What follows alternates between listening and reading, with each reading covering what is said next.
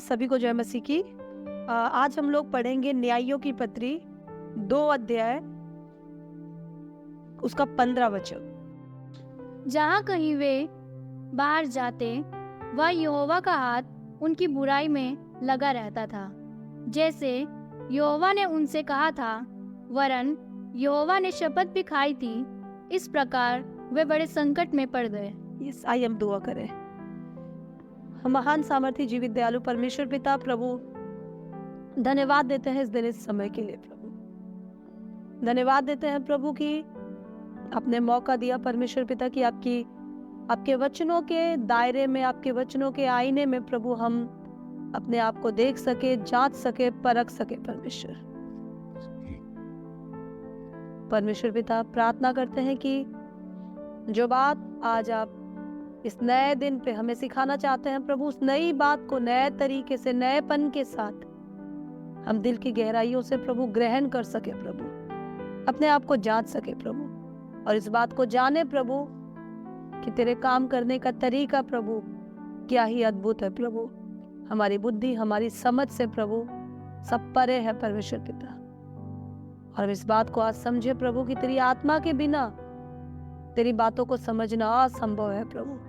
इसलिए राजा हम प्रार्थना करते हैं अपनी पवित्र आत्मा की भरपूरी को हम पे उंडेले और होने दे पिता, जो बात आप हमें बताना साथ चाहते हैं प्रभु, हाँ और आमीन में आपकी बात, आपकी आत्मा वो बात हम तक पहुंचाने पाए।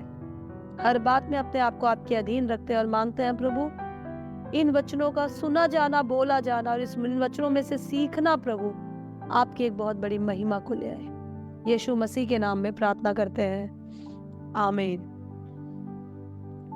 परमेश्वर का वचन बताता है जहां कहीं वे बाहर जाते वहां यहोवा का हाथ उनकी बुराई में लगा रहता था, जैसे यहोवा ने उनसे कहा था, वरन यहोवा ने शपथ भी खाई थी। इसी प्रकार वे संकट में पड़ गए। यदि हम परमेश्वर के वचन को ध्यान से देखें, ध्यान से पढ़ें, तो हमें एक बात बहुत अच्छे से दिखाई देती है, और वो बात ये दिखाई देती है कि ये भाग न्यायियों की पत्री का है। न्यायियों की पत्री उस समय की कहानी है, प्लीज ध्यान देना, जब इजरायली लोग कनान के अंदर पहुंच चुके हैं। यहोशू की मृत्यु हो चुकी है। कनान के अंदर पहुंचने के बाद इनको कनान के प्रांतों में अपना पूरा हक जमाना है, और हक जमाने के लिए इन्होंने एक कोने से, एक तरीके से शुरू किया जैसे परमेश्वर का निर्देश इन्हें मिला। लेकिन अचानक इनके साथ ऐसा हुआ कि अब तक ये लड़ाइयां जीते जा रहे थे, और अचानक इनके जीवन में एक ऐसा समय आया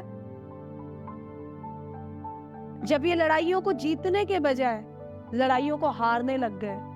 वो यहोवा जो आग के खंबे की नाई रात में रोशनी देते हुए, दिन में बादल की नाई छांव देते हुए, वो यहोवा जो रेगिस्तान में मन्ना खिलाते हुए, लाल समुद्र में भी सूखी भूमि से इनको पार कराते हुए, इनको शत्रुओं के हाथ से बचाते हुए, यरीहो की इतनी मोटी दीवार 40 फीट चौड़ी, 90 फीट ऊंची, आसपास दीवार को बड़ी आसानी से मिट्टी के ढेर की नाई गिराते हुए जो यहोवा कनान तक इन्हें ले आया, वो यहोवा आज बता रहा है कि जहां कहीं वो जाते यहोवा का हाथ उनकी बुराई में लगा रहता। हमारे मसीह समाज के बहुत सारे भाई बहनों के गले से ये वचन उतरेगा नहीं, क्योंकि संसार में आज एक शिक्षा है जो चारों तरफ फैली, और वो शिक्षा ये है कि यहोवा भला है, भला करता भी है। लेकिन कई विश्वासी लोग जब परमेश्वर के पीछे चलते हैं, परमेश्वर की बातें करते हैं, प्रभु के प्रेम की बातें करते हैं, उस आगापे प्रेम की जिसमें उसने यीशु मसीह को हमारे पापों के लिए सूली पे चढ़ा दिया, तो लोग यहोवा के स्वरूप के दूसरे एंगल को, दूसरे दृष्टिकोण को, दूसरे पहलू को नजरअंदाज कर देते हैं। और वो पहलू है, हमारा यहोवा अपने बातों का पक्का है, हमारा परमेश्वर अति पवित्र है, और हमारा परमेश्वर न्यायी है। अजीजों, परमेश्वर हमारे साथ साथ है। ये बात आपको पता है, मुझे पता है, क्योंकि जब हम यीशु मसीह के नाम को स्वीकार करते हैं, जब हम पवित्र आत्मा की सहायता मांगते हैं और जब हम कहते हैं कि यहोवा मैं तेरी संतान हूं, मैं यीशु पे विश्वास करता हूं, तो यहोवा हमारे साथ है। मायने ये नहीं रखता कि यहोवा हमारे साथ है या नहीं है। मुद्दा ये है कि वो हमारी हानि करने के लिए हमारे साथ है या वो हमारी भलाई करने के लिए हमारे साथ है। अगर हम व्यवस्था विवरण 28 अध्याय पढ़े, उसके 62-63 वचन को, तो उसमें साफ साफ लिखा है, 28, 62-63, उसमें लिखा है, जब हम यहोवा की दृष्टि में उसकी आज्ञाओं को मानते हैं, उसकी मर्जी से चलते हैं, तो उसे हमें आशीष देने में बहुत हर्ष होता है, बहुत आनंद आता है। लेकिन जब हम उसकी मर्जी को छोड़ अपनी मर्जी अपने जीवन में चलाने लगते हैं, तो वही यहोवा बहुत ही हर्षित होता है हमारा नाश करने में। आज हम देखते हैं, इजरायली जब कनान में पहुंच चुके हैं, तो कनान में वो बहुत सारे आसपास के राज्यों के और पड़ोसियों के और राजाओं के छोटे छोटे लड़ाइयों को भी जीत नहीं पा रहे हैं। हम न्यायियों से पहले अगर यहोशू की पत्री पढ़े, तो हमने देखा था यहोशू आई ऐ नाम के नगर के साथ लड़ाई कर रहा था, और लड़ाई के समय यहोशू की जीत के लिए परमेश्वर ने सूरज और चंद्रमा की गति को रोक दिया। जब तक वो लड़ाई खत्म नहीं हुई, जब तक यहोशू जीत नहीं गया, तब तक सूर्य वहीं का वहीं खड़ा रहा। हम देखते हैं कि जब मूसा के समय मूसा ने अपने हाथों को स्वर्ग की ओर उठाए रखा था, तो जब तक मूसा के हाथ स्वर्ग की ओर थे, तब तक इजरायली जीत रहे थे। पर जैसे ही मूसा के हाथ जमीन की ओर नीचे आ जाते, इजरायली हार रहे थे। इसलिए जाकर प्रभु के जनों ने उसके हाथों को पकड़कर स्वर्ग की ओर ठहराए रखा।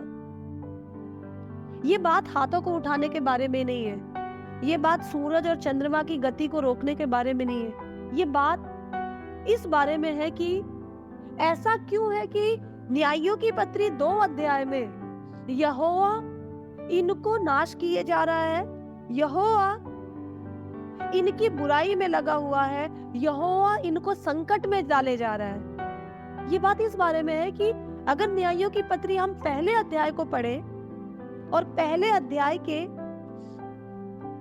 हम अगर 4 वचन को और 5वें वचन को पढ़े, तो यहाँ पे दिखाई देता है कि यहूदा के गोत्र ने परमेश्वर की मर्जी से पूछकर जब कनानियों पे चढ़ाई की, तो परमेश्वर ने वहां के खूंखार राजा को, एक ऐसा राजा जो अपने और राजाओं के साथ लड़ते हुए उनके अंगूठों को काट काट कर उन्हें अपाहिज बना देता था और अपने राज्य में चाकरी कराता था, ऐसे क्रूर राजा पे इन्हीं इजरायलियों के जरिए परमेश्वर ने हुकूमत करवाई और जीत दिलवाई।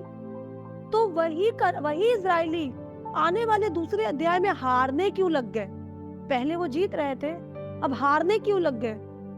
क्या उनके हथियार कम पड़ गए? क्या उनकी ताकत कम हो गई? क्या उनके सूरवीर जो सूरमा थे लड़ाई में, वो मर गए? क्या उनकी हिम्मत कम पड़ गई? ऐसा क्या था कि थोड़ी देर पहले वो जीत रहे थे और थोड़ी देर पहले यहोवा उन्हें विजयी कर रहा था, और थोड़ी देर बाद वही यहोवा उन्हें हराने पर उतारू हो गया है। भाइयों बहनों, अगर हम अपने जीवन के किसी भी क्षेत्र में, चाहे वो हमारे कामकाज का क्षेत्र हो, चाहे वो हमारा रिश्ता हो, चाहे वो हमारी शादीशुदा जिंदगी हो, पारिवारिक जिंदगी हो, हमारी सोशल सामाजिक जिंदगी हो, कई बार जब हम आगे बढ़ने लगते हैं और जब हम कई बार जीतने लगते हैं, जब लोग हमारी प्रशंसा करने लगते हैं, तो हम मसीह लोग एक बहुत बड़ी खुशफहमी या गलतफहमी का शिकार हो जाते हैं। हम सोचते हैं मेरे अंदर कुछ तो खास बात होगी, तभी तो मैं जीत रही हूँ। मेरे अंदर कुछ तो खास बात होगी, तभी तो लोग मेरी इतनी तारीफ कर रहे हैं। मेरे अंदर कुछ तो खास बात होगी, तभी तो लोग मुझसे बार बार सलाह लेने आते हैं। मेरे अंदर कुछ तो खास बात होगी, तभी तो मेरे काम में इतनी बढ़ोतरी है। मेरे अंदर कुछ तो खास बात होगी जो इतने लोग मेरी पूछ पड़ताल करते हैं। अपने अंदर कुछ खास देखने के कारण, अपनी बुद्धि को सही समझने के कारण कई बार हम लोगों को तो अपने फेवर में कर लेते हैं, पर यहोवा को हम अपने से दूर कर देते हैं। यदि हम न्यायों की पत्री पहले चैप्टर को पढ़े तो उसमें साफ साफ लिखा है, यहोशू अब सो चुका था जो इनका अगुआ था, लेकिन उन्होंने यहोशू को देखा था कि वो हर छोटी बड़ी बात परमेश्वर से पूछा करता था। इन्होंने मूसा को देखा था कि मूसा हर छोटी बड़ी बात प्रभु से पूछा करता था। 40-40 दिन वो यहोवा के सामने बैठ जाता था और हर लड़ाई, हर फैसला, हर कूच करते समय वो प्रभु से पूछता कि प्रभु मुझे कहाँ जाना है, प्रभु मुझे क्या करना है। इसीलिए पहले अध्याय में हम देखते हैं इनको कनानियों से लड़ाई करनी थी, तो इन्होंने प्रभु से पूछा, हे यहोवा तू मुझे बता हमारी ओर से कनानियों से लड़ने कौन जाएगा। परमेश्वर ने कहा यहूदा गोत्र के लोग जाएंगे। यहूदा गोत्र के लोग गए। सिर्फ एक गोत्र के लोगों ने चढ़ाई की थी, पूरा इजराइल नहीं, 12 गोत्र नहीं, सिर्फ एक गोत्र ने चढ़ाई की थी। और वहां पे उस समय उस क्षेत्र में प्रबल कट्टर कनानियों को, कनानी बहुत डरावने लोग थे, इतने डरावने थे कि जब भेदिए यहाँ पर भेद लेने आए तो वो डर गए इनका रहन सहन देखकर। अंगूर का गुच्छा 2 लोग मिलकर उठाया करते थे। यहाँ के जानवर, यहाँ का रहन सहन बहुत ही आधुनिक, बहुत ही भयानक, बहुत ही अलग था। यहाँ के लोग सूरमा थे। इनको देखकर इजरायली शुरुआत में डर गए, और जो डर गए भेद लेने वाले, इसलिए उन लोगों को मौका नहीं मिला प्रभु के इस अनुग्रह को देखने का। यहोशू नहीं डरा, इसलिए यहोशू को जहां वो बेदिया बन के आया, उसी यहोशू को कनान को पूरी तरह देखने का मौका मिला। जिन लोगों से ये डर गए, उन्हीं लोगों पे ये जीत गए, क्योंकि ये परमेश्वर की मर्जी से चल रहे थे। लेकिन जब ये जीत गए तो परमेश्वर ने इन्हें एक बात कही थी, और वो बात ये थी कि जब तुम इनके बीच जाना तो क्या जानवर, क्या इंसान, क्या छोटे क्या बड़े, तुम यहाँ सब कुछ नाश करना, क्योंकि ये पूरी जमीन, ये पूरा कनान मैंने तुम्हारे हवाले कर दिया, ये सब कुछ तुम्हारा है। परमेश्वर ने आदम को कहा फूलो फलो और सारी पृथ्वी पे भर जाओ। आदम ने फूलना फलना शुरू किया, सारे फल, सारे जानवरों को नाम दिए, अदन की वाटिका की वो देखभाल करने लगा। परमेश्वर आदम से मिलने आता, आदम से मिलकर चला जाता। आदम हव्वा बहुत खुशहाली में परमेश्वर की उपस्थिति में एंजॉय कर रहे थे। कनानी लोग अपनी पहली जीत को बहुत एंजॉय कर रहे थे, और उन्होंने सोचा यस, अब मैं परमेश्वर के साथ हूं और अब परमेश्वर मेरे साथ है। इसीलिए अब जब प्रभु ने ये जगह मुझे दी है तो इसको जरा मैं ठीक कर लेता हूं। परमेश्वर ने जिनको जिनको नाश करने के लिए कहा, हम पहले अध्याय के 22 से 36 वचन तक देखे, स्पेशली 22 से पहले भी आप देख सकते हैं, तो न्यायों की पत्री हमें बताती है कि जिनको जिनको प्रभु ने नाश करने के लिए कहा, उन लोगों में से अपनी चॉइस के हिसाब से, कुछ लोगों को चाकरी कराने के लिए, कुछ लोगों को अपने अलग अलग मकसद से गुलाम बनाने के लिए, कुछ लोगों पे तरस खाकर कनानियों ने, इजरायलियों ने अपनी बुद्धि चलाई, अपनी समझ का सहारा लिया। जिनको जिनको प्रभु ने नाश करने के लिए कहा, उन लोगों में से कुछ लोगों को इन्होंने रख छोड़ा। ध्यान से सुनिएगा, it's a very beautiful thing God is gonna tell us. इसीलिए जब हम दूसरे अध्याय के पहले वचन को देखते हैं तो परमेश्वर का वचन इन्हें बताता है, एक बार पढ़ दीजिएगा। यहोवा का दूत गिलगाल से बोकीम को जाकर कहने लगा, मैंने तुमको मिस्र से ले आकर इस देश में पहुंचाया है, जिसके विषय में मैंने तुम्हारे पुरखाओं से शपथ खाई थी, और मैंने कहा था जो वाचा मैंने तुमसे बांधी है उसे मैं कभी ना तोड़ूंगा। आगे इसलिए तुम इस देश के निवासियों से वाचा न बांधना, तुम उनकी वेदियों को ढा देना। परंतु तुमने मेरी बात नहीं मानी, तुमने ऐसा क्यों किया है?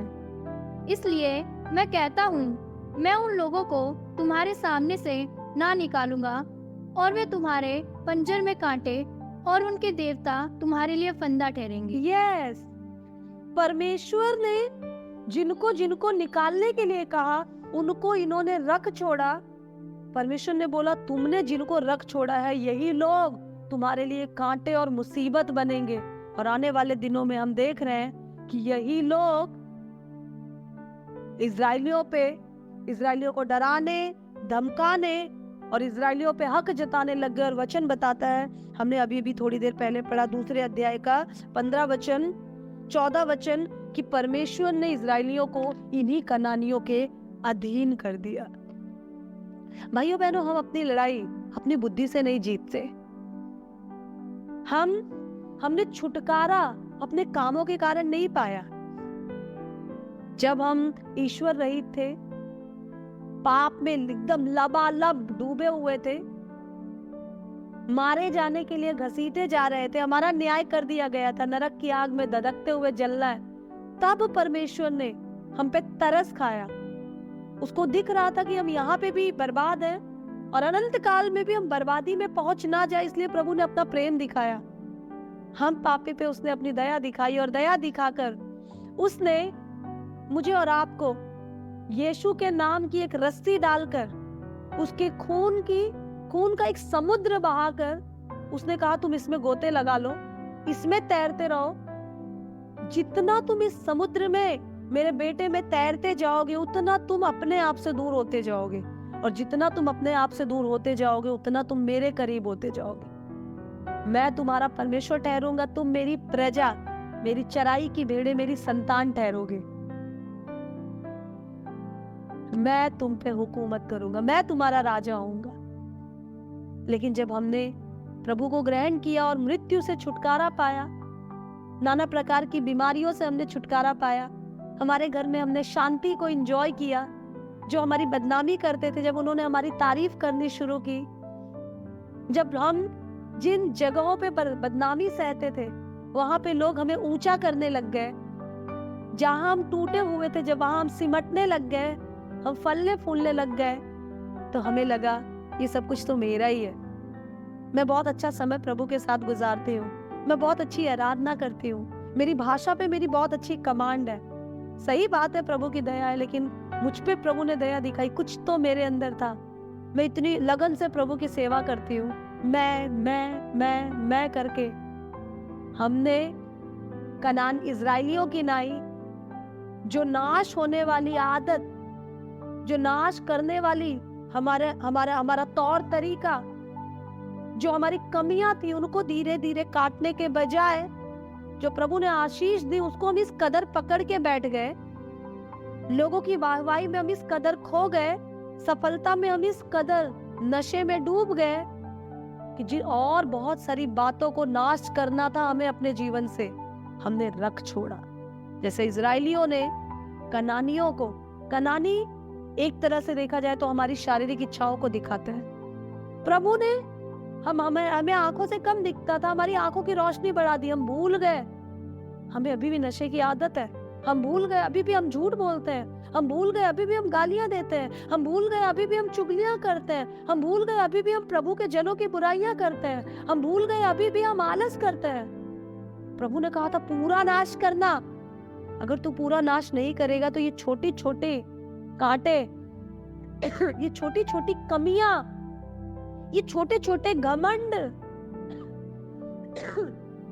कांटों की नाई तुम्हारे बीच में रहेंगे।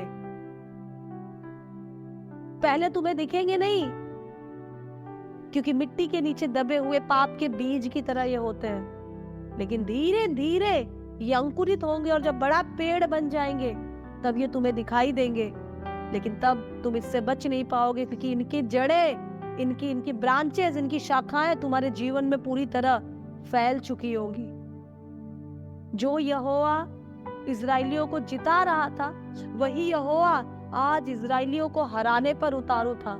जो यहोवा इजरायलियों को बड़े चिन्ह और चमत्कार के साथ कनान में ले आया, वही यहोवा कनान में कनानियों के अधीन इजरायलियों को करने पर मजबूर हो गया। ये परमेश्वर की मर्जी नहीं थी, ये परमेश्वर के ऊपर इजरायलियों का थोपा गया एक प्रकोप था। परमेश्वर के द्वारा पाया हुआ एक प्रकोप था, थोपा गया प्रकोप था। अगर इन लोगों ने उस समय अपनी बुद्धि, जीत के नशे में आकर अपनी बुद्धि चलाकर उन कनानियों को जिंदा ना रख छोड़ा होता, तो कोई इन पे राज करने के लिए बचा नहीं होता, कोई इनको बहकाने के लिए बचा नहीं होता, कोई इनको उलझाने के लिए बचा नहीं होता, कोई इनको प्रभु की मर्जी के साथ अपनी मर्जी की मिलावट की बात सिखाने के लिए बचा नहीं होता। पर इन लोगों ने सोचा, अपनी बुद्धि चलाई और सोचा कोई नहीं, ये लोग भी तो इंसान है, ये लोग भी तो हमारे अपने, हम भी ऐसे करते हैं, हम भी अक्सर ऐसा करते हैं। प्रभु के पीछे चलते चलते छोटी छोटी अपनी आदतों को, छोटे छोटे अपने पाप के रिश्तों को, छोटी छोटी अपनी कमजोरियों को हम नाश नहीं करते। सोचते कोई बात नहीं, प्रभु तो जानता है मेरी मजबूरी। अन्य जातियों से हम सलाह लेना शुरू करते हैं, अन्य जातियों की हम मदद लेना शुरू करते हैं। प्रभु के मर्जी के खिलाफ चलने वाले लोगों से हम प्रभु के लोगों की बुराई करना शुरू करते हैं। अपने छोटे छोटे झूठ, छोटी छोटी बातों पे हम नियंत्रण नहीं करते और हमको पता नहीं चलता कि हमें शैतान ने या दुष्ट ने केवल इतना उलझा दिया उन बातों पे जो चमकने वाले प्रभु के अनुग्रह की बातें जो हमारे जीवन में है, कि जो अंधेरा है उस पे वो हमें नजर डालने नहीं देता और ये अंधेरा धीरे धीरे हमें घेरना शुरू करता है। अजीजों, कोई अगर आपको आकर ये बात सिखाता है कि यहोवा प्रेमी है, वो प्यार करता है, तो मैं आपको बताना चाहती हूँ वो अधूरी जानकारी है। यहोवा अगर हमें अपना प्यार दिखाने के लिए अपने बेटे को कुर्बान करने वाला, एक आगापे प्यार दिखाने वाला एक पिता है अगर यहोवा, तो आग से जलाकर नाश करने वाला एक न्यायी राजा भी है यहोवा। अपनी मर्जी चलाकर, इन छोटी छोटी आदतों को जिंदा रखकर, इन छोटी छोटी कमियों को जिंदा रखकर, मजाक में दूसरों को नीचे दिखाने की आदत, मजाक में झूठ बोलने की आदत, मजाक में टशनबाजी दिखाने की आदत, छोटी छोटी बातों में घमंड करने की आदत, छोटे छोटे नशे, ये छोटी छोटी चीजें जो इजरायलियों को लग रहा था हमने तो इनकी मदद की, ये छोटी छोटी बातें एक दिन बहुत बड़े जहर की नाई हमें डसना शुरू कर सकती है, हमारे लिए बहुत बड़ा फंदा बन सकती है। इसीलिए मैं आप लोगों को उत्साहित करना चाहती हूँ। पहले ये लोग जीते थे उस लड़ाई को अपनी ताकत से नहीं, क्योंकि ये प्रभु की बुद्धि से चल रहे थे। आज ये उन्हीं के अधीन हो गए क्योंकि ये अपनी बुद्धि से चल रहे थे।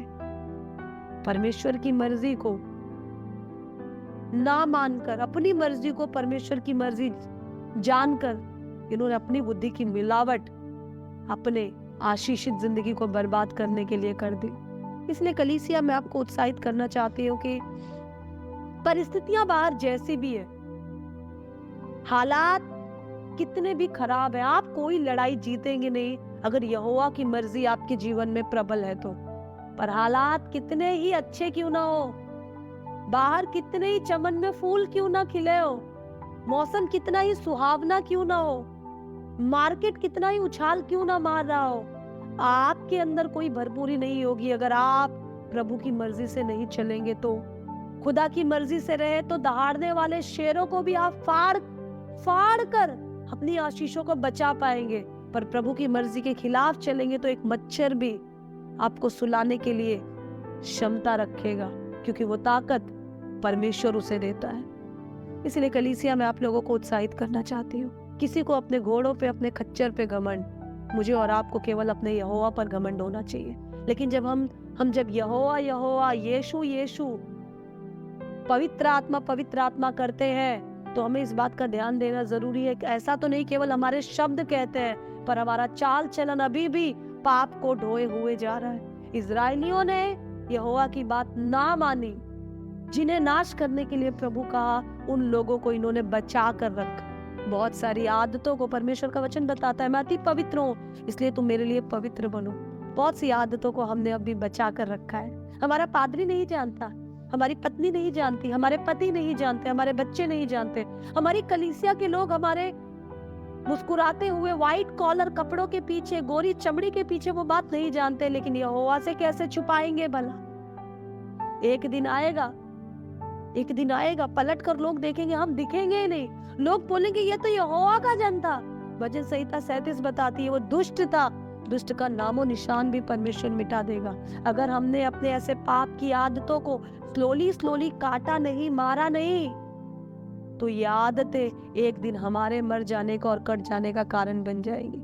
इसलिए कलीसिया मैं आपको उत्साहित करना चाहती हूँ, इन वचनों के आईने में अपने आप की चौकसी कर ले, अपने आप को जांच ले। ऐसा ना हो बाहर बहुत बड़ा तूफान है, लॉकडाउन है, हालात खराब है, प्रॉब्लम्स बढ़ती जा रही है, ये तूफान ऐसा ना हो हम में से कुछ लोग इस गलत फहमी में जी रहे हो कि हम यहाँ तो सब कुछ सही है और अचानक उस तूफान का एक छोटा झोंका हमें भी उड़ा ले जाए। तूफान में वही टिक सकता है जो चट्टान पर अपनी बुनियाद बनाए हुआ है, और एक पैर चट्टान और एक पैर बारूद पर रखकर कोई टिक नहीं सकता। हमारे दोनों पैर, हम पूरी तरह प्रभु में होना जरूरी है। पूरी तरह प्रभु में होने के लिए पूरी तरह बुराई से दूर होना जरूरी है। इसीलिए मैं आपको उत्साहित करूंगी कलीसिया की, अगर हम नहीं चाहते कि यहोवा का हाथ हमारे विरोध में उठे, तो आइए हम अपने हाथों को स्वर्ग की ओर उठाएं और प्रभु से कहें कि प्रभु मेरे अंदर की हर एक कमी को खत्म करने के लिए प्रभु तू मेरी मदद कर। परमेश्वर पिता तू मेरी निगहबानी कर, प्रभु तू मेरी अगुवाई कर। परमेश्वर तेरी आत्मा पल पल मुझे चिताए कि मैं कहाँ गलत हूँ। प्रभु अपने जुबान, अपने चाल चलन पे चौकसी करने के लिए मैं बुद्धि पाऊं, समझ पाऊं, और तेरी मर्जी को मैं अपने जीवन में पूरा होते देखने पाऊं। महान सामर्थी जीवित दयालु परमेश्वर पिता, धन्यवाद देते हैं इस दिन इस समय के लिए। अपने आप को आपके अनुग्रह के सिंहासन तले लाते हैं, अपने जाने अनजाने की गुनाहों की माफी मांगते हैं और प्रार्थना करते हैं प्रभु कि प्रभु परमेश्वर पिता तू हमें इन वचनों के जरिए प्रभु अपने आप को जांचना सिखा और होने दे प्रभु हम प्रभु पवित्र होते जाए प्रभु, ताकि परमेश्वर पिता हम तेरी उपस्थिति में रहने पाए। परमेश्वर पिता दूसरों को नहीं, मैं खुद को जांचूं प्रभु, संसार के पैमाने पर नहीं, तेरे वचन के पैमाने पर मैं अपने चाल चलन की चौकसी करे प्रभु। लोगों की जुबान में, लोगों की तारीफों में प्रभु, अपने आशीषों में मैं कहीं खो ना जाऊं, बल्कि आशीष देने वाले उस जीवित उद्धार करता परमेश्वर की ओर मैं देखता रहूं प्रभु। मांगती हूँ प्रभु तमाम वचन के सुनने वाले प्रभु इस वचन को सुनने पर प्रभु अपने घुटनों पर आए, अपने चाल चलन की चौकसी करे प्रभु, और तमाम कमजोरियों को जो एक कोने में खुला रख छोड़ा है प्रभु, आज इस वचन को सुनने के कारण उसकी प्रभु उसकी चौकसी करे प्रभु, और अपने जीवन से उन आदतों को निकाल फेंके और कहे कि दूर हो, क्योंकि परमेश्वर मेरा अति पवित्र परमेश्वर है, वो पाप में नहीं रहता। प्रभु मांगती हूँ तेरी रहनुमाई हम पर होने पाए प्रभु, तेरी करुणा हम पे प्रकट होने पाए प्रभु, तेरी दया का हाथ ही हम पर बना रहे प्रभु, तेरी करुणा हम पर प्रभु प्रकट होती रहे। यीशु मसीह के नाम में मांगते हैं।